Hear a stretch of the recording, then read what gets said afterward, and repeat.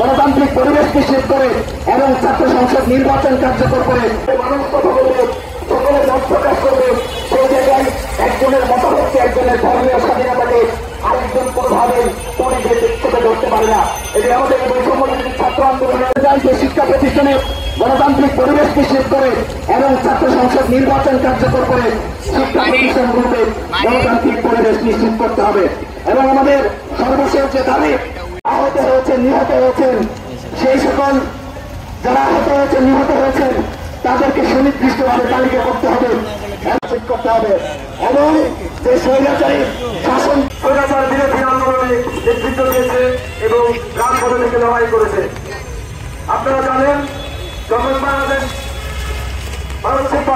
এই গণ আন্দোলনে যখন পাবলিক বিশ্ববিদ্যালয়গুলোতে কিভাবে আন্দোলনে এগিয়ে এসেছে এবং আন্দোলনের নেতৃত্ব দিয়েছে।